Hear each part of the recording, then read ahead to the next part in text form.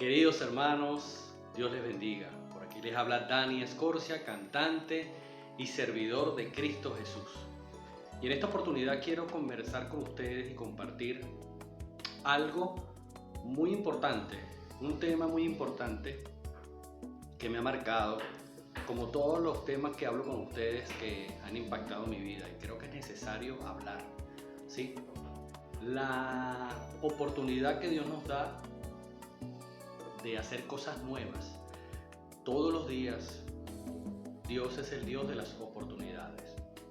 Y la palabra de Dios dice que las misericordias de Dios son nuevas día a día, se renuevan. Quiere decir que todos los días tenemos la oportunidad de hacer algo nuevo, algo diferente, algo distinto. Tenemos la oportunidad de cambiar. Si hemos hecho algo malo o si hemos fallado, podemos tener la oportunidad de hacer cosas nuevas para el Señor. Y el tema de hoy tiene que ver con el perdón, ¿sí? Con la oportunidad de perdonar, porque Dios nos da la oportunidad de perdonar. Es una oportunidad valiosa.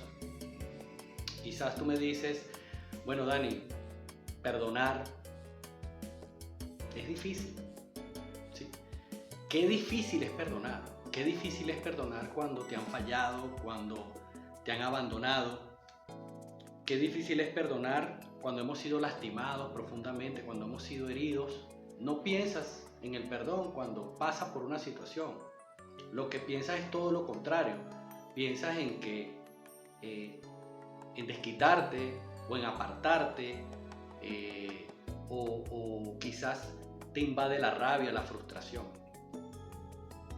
Y es totalmente válido todo esto. Quizás has sido objeto de traición, te han traicionado, te han abandonado, has estado en soledad, te has sentido solo. Quizás las personas que estaban a tu lado, que decían que eran tus amigos, que decían que estaban contigo en las buenas y en las malas, te dejaron solo. Y te sientes triste, te sientes cargado, te sientes traicionado, te sientes abandonado, te sientes solo. Quizás estás pasando por un momento de vacío, de tristeza profunda, de decepción, que te ha llevado a tener una depresión, una rabia, una frustración.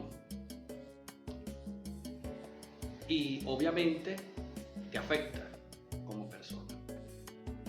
Tenemos que también tomar en cuenta que hay situaciones justas y situaciones injustas.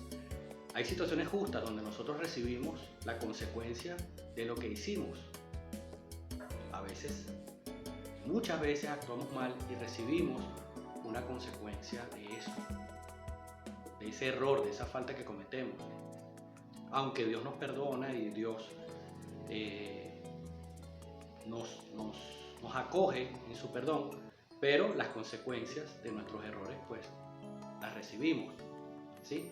Pero cuando las cosas son injustas, cuando las cosas no son justificadas, sino que te están haciendo mal porque les caíste mal, o porque sencillamente tú no merecías hacer eso porque sencillamente tú no hiciste nada. Eso también pasa. Entonces es importante allí también hacer la diferencia. Hay situaciones justas donde cometemos errores, donde fallamos y recibimos una consecuencia, pero también hay circunstancias que son injustas. Y eso me lleva a la palabra de Dios, a la historia de un grande de la palabra que se llamó José, el hijo de Jacob. Y esta es una historia espectacular. Yo les invito a que puedan buscarla desde el capítulo 37 de Génesis y luego del 38 hasta el 50. Narra toda la vivencia y toda la experiencia que pasó José. José, hijo de Jacob, José de su esposa Raquel, la que él más amaba, porque Jacob tuvo esposas y concubinas, y Raquel fue una de las cuales él amó profundamente. Ella le dio 2 hijos. José era uno de esos hijos y él lo quería muchísimo, ¿sí? Pero era objeto de envidia por sus hermanos, ¿sí? Y vamos a resumir un poquito esa historia de José, porque aquí el punto tiene que ver con la historia de José, pero nos vamos a ir al final. Vamos a ver cómo terminó esa historia de José. ¿Sí? Pero hay que entrar en contexto. ¿Quién era José? Como les dije, José era el hijo de Jacob, de los 2 hijos que tuvo con Raquel, que él quería mucho.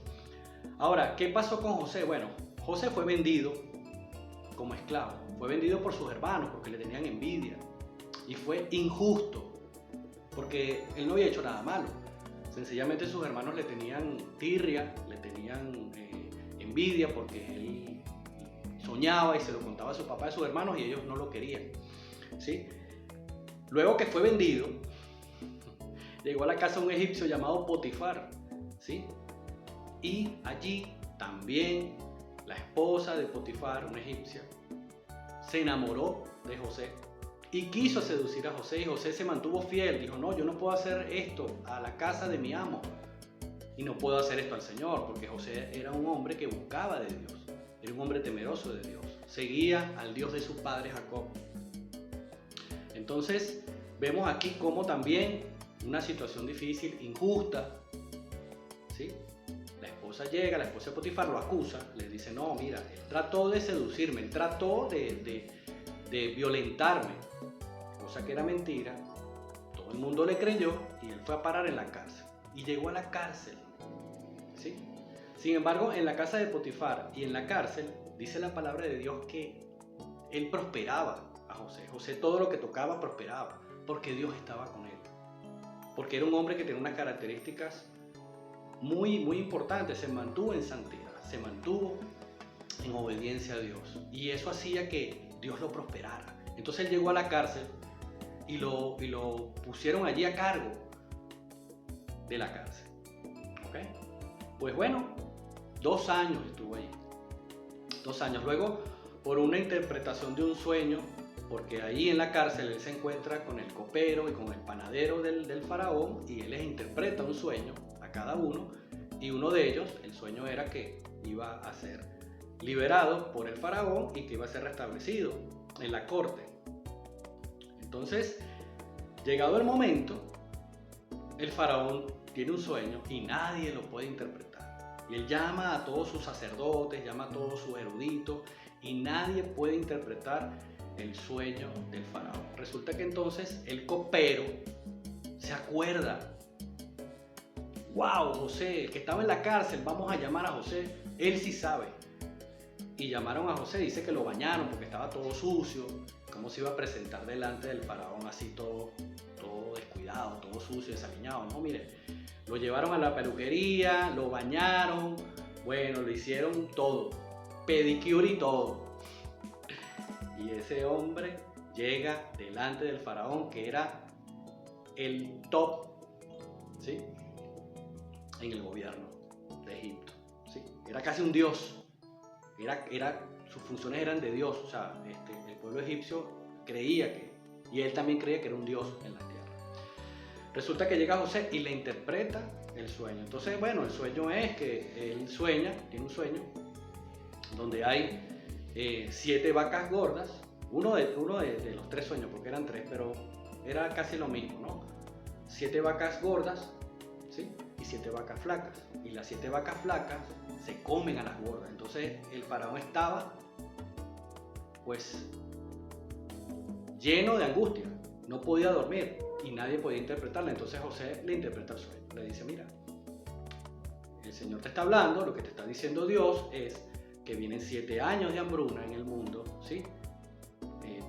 Vienen 7 años de abundancia en el mundo, y después, luego de esos 7 años de abundancia, vienen 7 años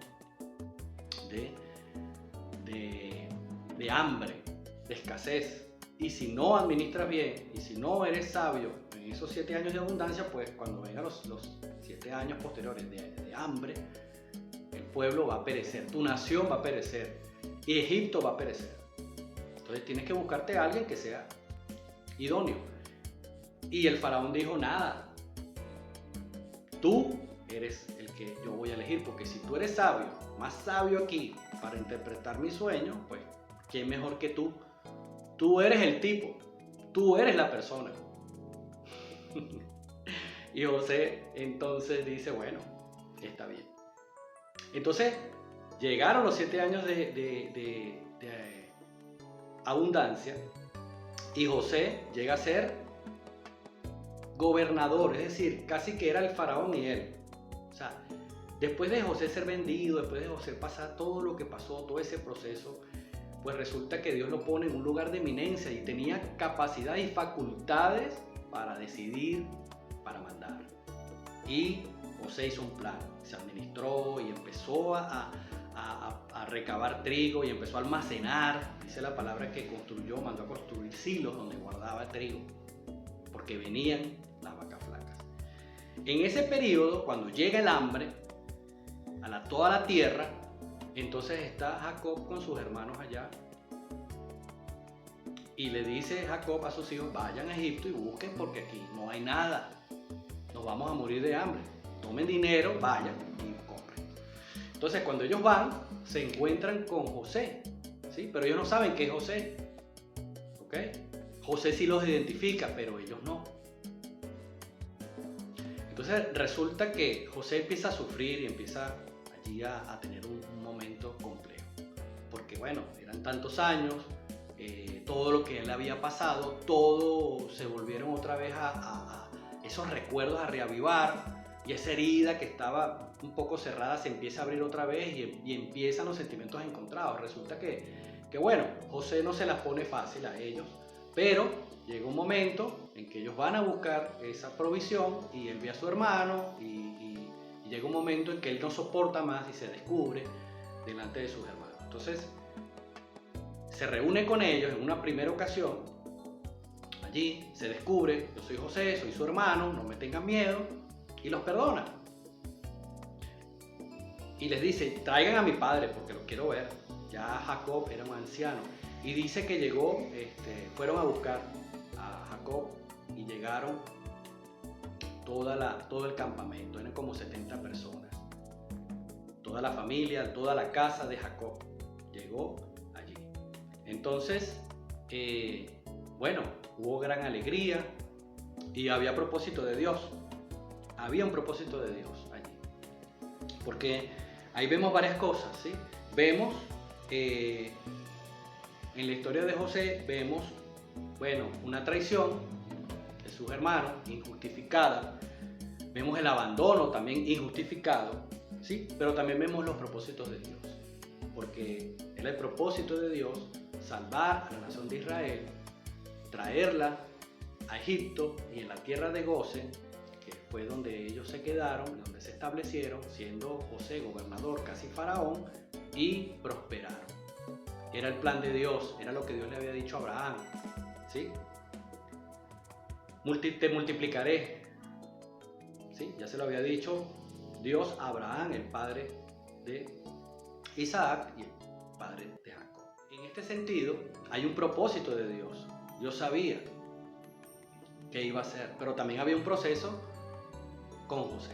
Ahora, también en esta historia vemos lo que es el perdón, vemos la restauración y vemos la reconciliación, y es lo que yo les quiero decir, porque nos vamos a ir al capítulo 50, al final de la historia, en el Génesis, y esto es interesante estudiarlo y verlo, porque se habla mucho de la historia de José y todo lo que pasó de José y el proceso de José, y José era un hombre de Dios, pero también esto es importante, ¿sí?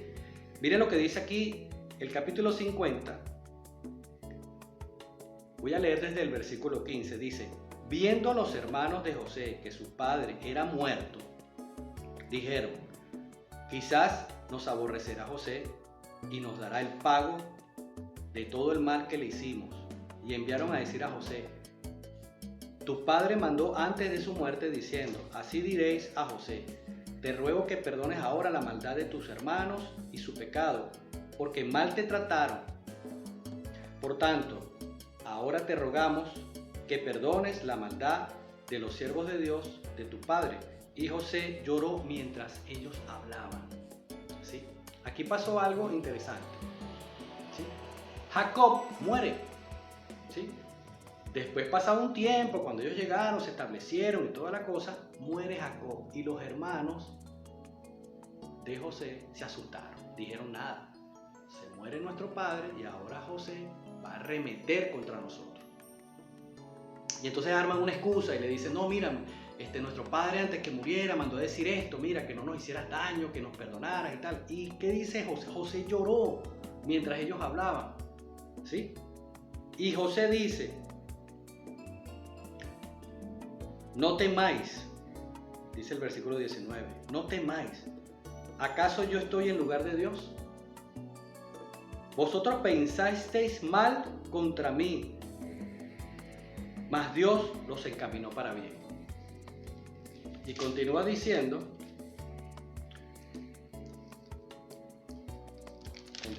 aquí, Dios los encaminó a bien, para hacer lo que vemos hoy, para mantener en vida a mucho pueblo. Ahora pues, no tengáis miedo, yo os sustentaré a vosotros y a vuestros hijos. Así los consoló y les habló al corazón. Gloria a Dios. Entonces José, que tenía todas las razones para molestarse, para enfadarse y para arremeter contra estos sus hermanos que lo habían tratado mal, que lo habían vejado, que lo habían dejado, que lo habían abandonado, que hasta sufrió en la cárcel, José los perdona. José restaura la relación. José decide perdonar. José decide aprovechar esa oportunidad porque pudiera haber hecho otra cosa. Pudiera haber dicho, no, yo no voy a perdonar a nadie, yo soy casi que el faraón, casi que el top de aquí de Egipto, y yo más bien los voy a ajusticiar y voy a decir, me voy a vengar y voy a pagar ojo por ojo y diente por diente. Pero no. José hizo todo lo contrario. José decidió perdonar, aprovechó la oportunidad para perdonar.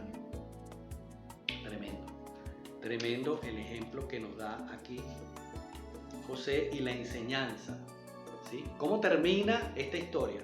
Bueno, así, termina con perdón, termina con reconciliación, termina con la oportunidad de perdonar, pero es una decisión que debes tomar, ¿sí? No digo que sea fácil, no es fácil, en algunos momentos lleva tiempo, en algunos momentos no es al momento, pero tú puedes sanar tu corazón. Tú me puedes decir, no, bueno, es que la persona que me hizo el daño ni siquiera está en el país, se fue, está lejos, o no la puedo ver, o no la quiero ver, o no tengo acceso a verlo. O sea, por más que me quiera ir a pedirle perdón, no la puedo perdonar.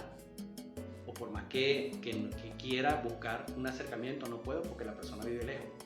No, pero lo puedes hacer ahorita. Es la oportunidad. Ahora puedes recibir de Dios la oportunidad de perdonar, ¿sí? Entonces vámonos al ejemplo de Cristo Jesús. Sacrificado en la cruz, fue a la cruz injustificadamente, porque era justo, no tenía pecado, ¿sí? Cumplió con el plan de Dios, y el plan de Dios tenía que ver con venir a este mundo, sacrificarse, demostrarnos que el amor de Dios se hizo hombre, ser un modelo para nosotros, pero también fue a la cruz y fue el Cordero de Dios que se sacrificó y pagó el precio, alto precio, para que nosotros tuviéramos salvación y vida eterna, y nos perdonó. Cristo también pudo haber tomado otra decisión. Jesucristo pudo haber dicho, no, Padre. De hecho, en el Getsemaní, él ora al Señor y le dice, Padre, lo que me viene es fuerte.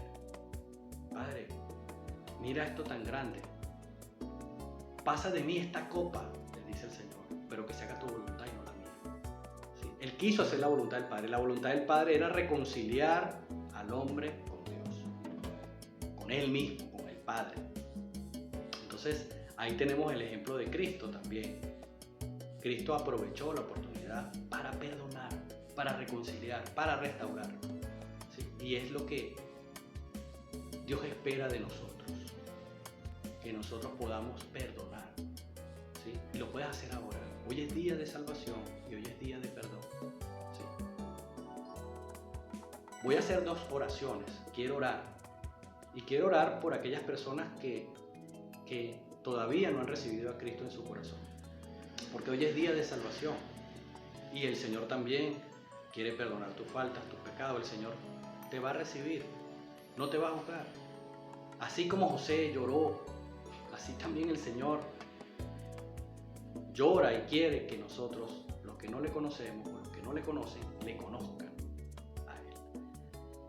Y luego voy a orar también para que Dios nos dé su perdón, su restauración y su sanidad. Entonces, si no conoces a Cristo y quieres recibirle en tu corazón, yo te pido que hagas esta oración.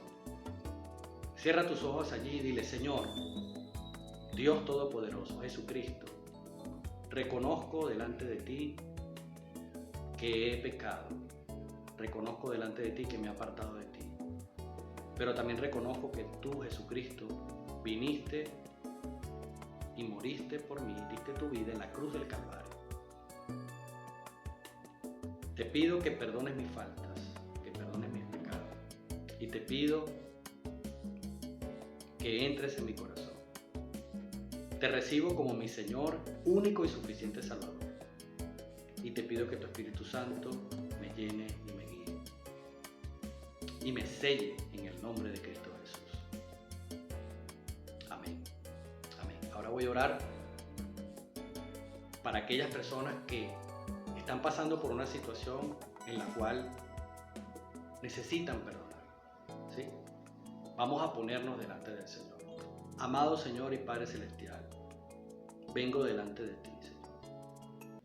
Venimos y te pedimos que tú asistas nuestros corazones. Estamos llenos de rabia, de frustración, estamos llenos de rencor, pero te pedimos, Señor, que tú obres en nuestros corazones, Señor. Que así como tú nos perdonaste nuestras faltas y nuestros pecados, así nosotros también podamos perdonar las faltas de aquellos que nos han hecho mal, de aquellos que nos han lastimado, de aquellos que nos han hecho mal y que han afectado nuestros corazones y que han dañado nuestros corazones, Padre. Te pedimos perdón y te pedimos que nos ayudes a perdonar, Señor. Hoy es día de perdón, hoy es día de salvación, Señor. Padre, ayúdanos a perdonar, así como tú nos perdonaste. Sánanos, restáuranos, renuévanos, que tu Espíritu Santo obre en nuestros corazones, Señor. Y traemos a la mente a esas personas que nos hicieron daño y las perdonamos, las abrazamos y damos el primer paso.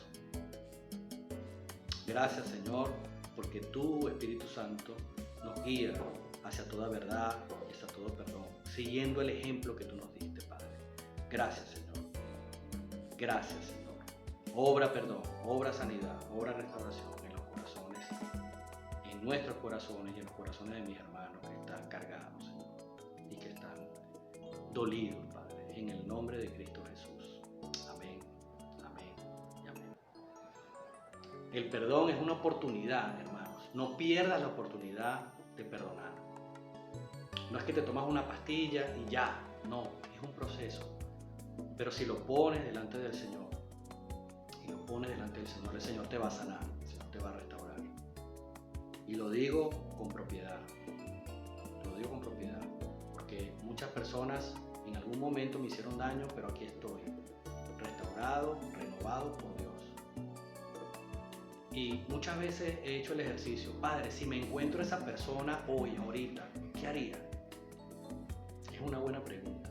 Si me encuentro a esa persona, si la veo y pasa por allí y sé que esa persona está ahí, ¿qué hago? La oportunidad de perdonar, la oportunidad de sanar, la oportunidad de tener la paz de Dios que sobrepasa todo entendimiento. Querido hermano, hermana, Dios te bendiga, te guíe y que el perdón sea parte de tu vida de oración y de entrega al Señor. Así como el Señor nos enseñó, seamos como Él, seamos imitadores de Dios, seamos instrumentos de su paz y seamos instrumentos para perdonar